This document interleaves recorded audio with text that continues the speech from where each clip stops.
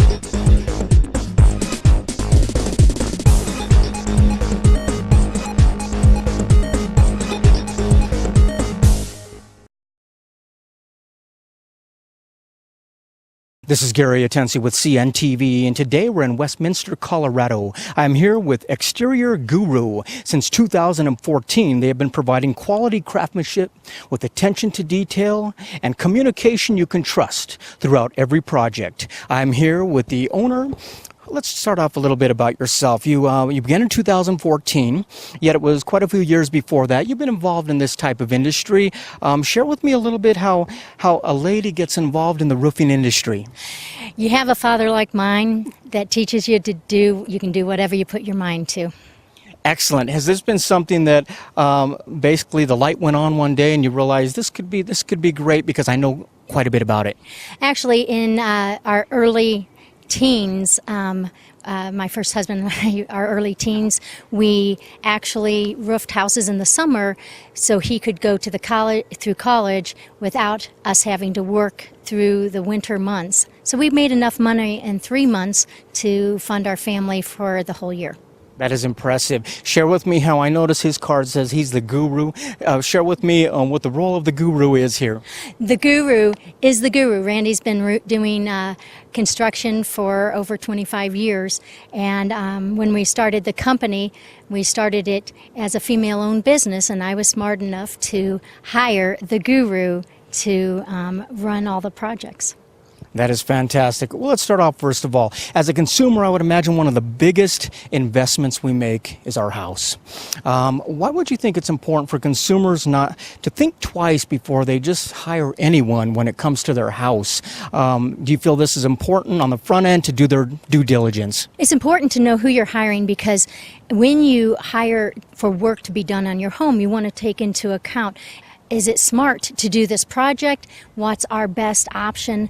Do work that's needed and necessary, not work that the company is going to make a lot of money on, but not in your best interest.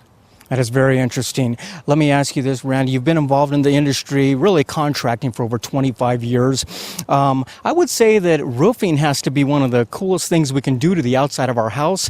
Tell me what this does for curb appeal when we're trying to maybe as an investment or maybe even getting ready to sell. Well, as far as curb appeal goes, there are different roofing materials that you can actually use. On this project here, you can see it's a clay tile, but there's also asphalt shingles. There's different types of asphalt shingles. There's also metal roofing. There's stone-coated metal roofing that you could use. We also do commercial roofs, so we can do single membranes, whether it's EPDM, it's that black rubber that you see, or PVC. We do a coating of, on flat roofs. We do all types of flat roofing. Wonderful. I mean, here in Colorado, we experience a climate that quite honestly throws everything at us, from snow to wind, sleet, hail. I would imagine this is the kind of job that if it's not done right, it really ends up costing you a lot more in the long run. Is that what you have found? You bet. So you've got to look daily. We actually look hourly at the weather apps and project what is the incoming weather is and determine the jobs based upon those weather trends. I mean, not only does a roof protect our home out there, protect our house, but it also protects our loved ones. It protects thousands of dollars of contents that we have in our homes. Like you said before, I would imagine this is the case also for commercial as well as residential. Is that right? You bet. So with commercial, which we do as well, you have a lot of technology inside that needs to make sure that there's not any leaks coming through. I'm going to refer this to Randy because he'd like to talk about the commercial parts. Let me ask you, before we jump in the commercial, as a resident, I want to talk about the residential because we caught you out on location here. When I think of my home, really it's my sanctuary. It's my safe haven. Yet when disaster strikes, it's stressful. I mean, it's stressful. How important is it for people to line up with a team that understands this needs to be done right? It needs to be done on time and on budget. It's very important, especially Colorado is the #2 state in the nation in which hail damage occurs. And so we get a lot of people that come in from out of state trying to get that type of work. So it's very important to know who you're working with. Our slogan is doing what's right and what's fair. So we have a lot of experience dealing with insurance companies and claims. We have a lot of experience with customers that are indecisive of what type of material to use, or even do they need a roof. For example, I was on a roof today and they said, we were told we need a new roof. I got up there, walked around, took some pictures, and showed the customer that he didn't need a new roof, that really he only needs to spend about $1,000 for repair, and he doesn't need a new roof. So you need somebody that has been in the trenches of knowing how hard it is to earn and save your money, and not to have somebody that's just going to spend it on something that you really don't need. Absolutely. I mean, obviously, you're looking for a local provider. I mean, when I go out, I look for local businesses. This is really an industry where you get a lot of fly-by-night. You got a lot of companies coming in and coming out. They can walk up, stand right there on your front porch there and tell you what you need. But like you said, you actually get up there, find out if they need what it is. Not only that, it's very stressful for people to understand the language of insurance companies. I mean, obviously, the insurance company's trying to keep their dollar. Why is it important for somebody to have a professional in their corner at that valid time? Well, one of the things that comes to my mind is not always when it is in case of a claim, and let's say it's a big disaster, it's a big hailstorm, then the insurance companies will send people that may not have a lot of experience in looking at a claim, looking for hail damage on wood-clad windows or on the roofing or the screens or whatever it may be, and they don't see it. So it's important to have somebody that has a lot of years of experience to know what to look for, number one. And then insurance companies, they're not noted to give you every penny that's coming or due to you. So we actually go in behalf of that customer, and we'll look at it and make sure that the insurance company will pay that customer everything that is needed to bring that house back up to pre-storm condition. That is very important. And we have to keep clear that basically not everything is about a disaster when it comes to roof. Many times somebody wants an uplift. Not only are roofs functional anymore, but they are beautiful. You mentioned before, we're talking about shingles, asphalt shingles, flat roofing, tall slopes. You name the slope, you guys have probably been up and done it in the past years. Is this important to basically bring on somebody that has that kind of experience? That's a great question, and that's something that we like to brag about. Our roofing guy has been with us for 15 years, and that's that's not standard in this industry. And they are a great bunch of guys. We have a great relationship. It's not just a working relationship with them. They're very good, very professional, speak English, and they, we set tarps around the house to catch all the debris that we can. We will sweep the areas with magnets to make sure we get all the nails. And when we're done, more times than not, our customers are surprised at how clean the area is once we leave. I think that is very important. I mean, people look so much at the pricing, at the job, they don't realize that when you leave here, you touch more than the roof. You're basically in and out of the house there. You guys are insured, you're licensed. Let me ask you this. I mean, this is a job that if it's not done right, like we said earlier, you definitely don't want to find out at the first storm. Share with me how your labor warranty helps people sleep at night. I'd love to address that. So the labor warranty is, our labor is a lifetime warranty. So and that is the lifetime of the shingle. If any time you find an error in our workmanship, we want to stand by it. And that is our written warranty to you upon completion and payment in full. Let me ask you, Randy, this is family owned and operated really company. You're out there to serve people. Obviously a lot of insurance details. What about for folks that don't have insurance, or maybe the insurance not covering everything? Are there creative ways you can actually get the job done? There is some creative ways. We've connected with a financing company, number one, but there's a close example to us in Boulder. And in Boulder County, they are requiring the residents that have wood shake roofs to remove their wood shake roofs and replace that. And so for somebody that hasn't had that in the budget, it could be pretty difficult. We have come up with a creative way to finance that, and by using solar. And we can use solar panels to roll that into financing. And by using the solar panels, we can do the roof, and we can give them a 30% tax credit on that first year. That is great. So once again, many benefits. I noticed that with even the coatings out there. You've got some benefits, tax benefits. It obviously helps when people are saving pennies, and not only that, but you're watching the pennies for them, and that's where the trust is. You got it.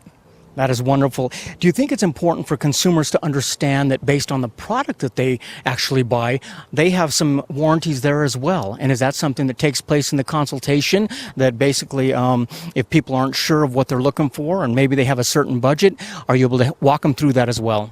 Yeah, and I'll defer this one to Randy.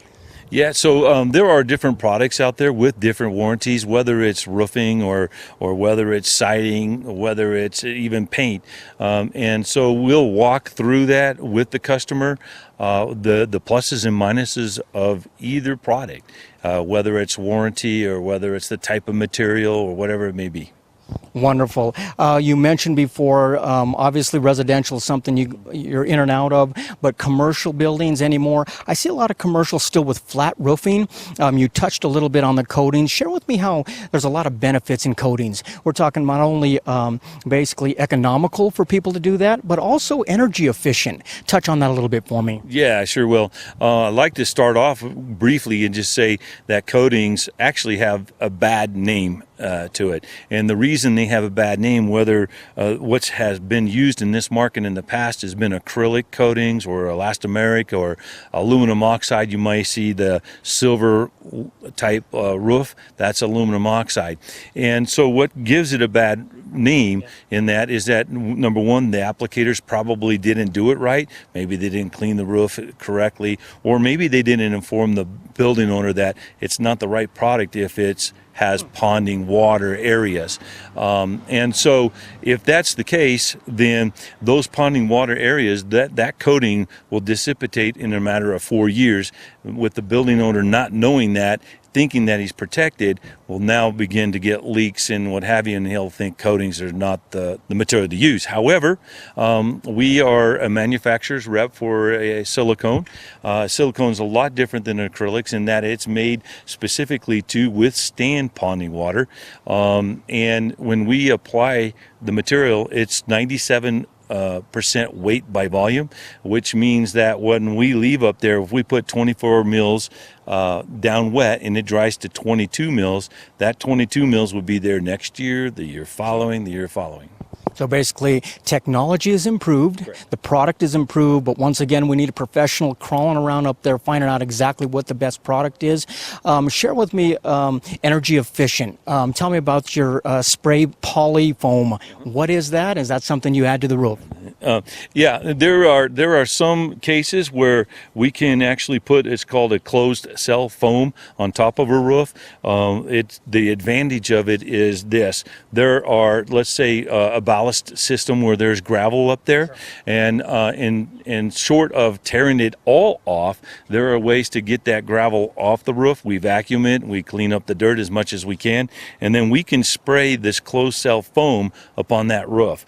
Now, about 1 inch of this will give you a 7R value. So, yeah, the advantage of that when you tear off a roof is if you have weather coming in the afternoon and you can foam this roof, you can foam it, and within 20 minutes, it's set, and if it rains, you're leak-free.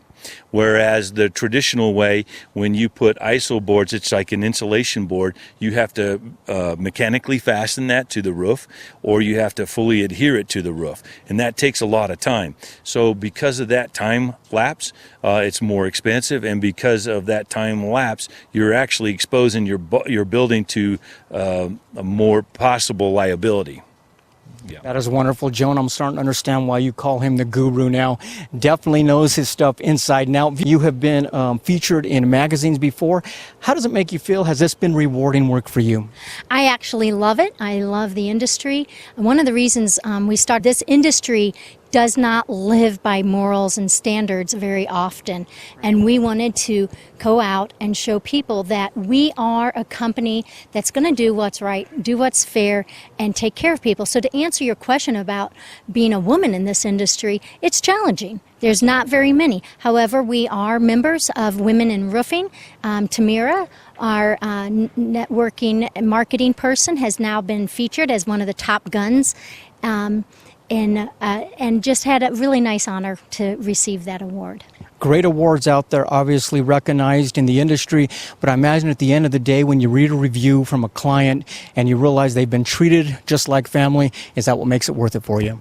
It does. It really makes it worth it. Well, you had a customer last night, we were doing some deck work on there, and we exposed some rotted wood, and he was going to have an Easter party out on his deck this weekend. And so we worked until Saturday night late, until it was dark, in order to repair that deck, and so that it was safe for his 30 guests that he was going to have on that deck. And he was super excited because it turned out beautiful. So it does have its rewards in that when you can see your finished product at the end and have a customer that's happy, it's That is great. Obviously, roofing is your specialty, commercial, residential. Touch a little bit on some of the exterior else that you're able to help with, like you said, a deck as well as siding. Share with me a little bit. So we're called Exterior Guru because we have significant experience in roofing, siding, windows, decks, and fencing. We also do painting. Excellent. Last time, viewers, take a look at the bottom of the screen right there. Their contact information is right there. That Exterior Guru began back in 2014. They're basically certified, part of many professional groups out there. They're accredited with the Better Business Bureau. You name it. You're basically looking for somebody you can trust because, once again, this is an investment, which is your house. That is Exterior Guru, doing what's right and fair. This is Gary Atensi with CNTV. And if you don't know, now you know.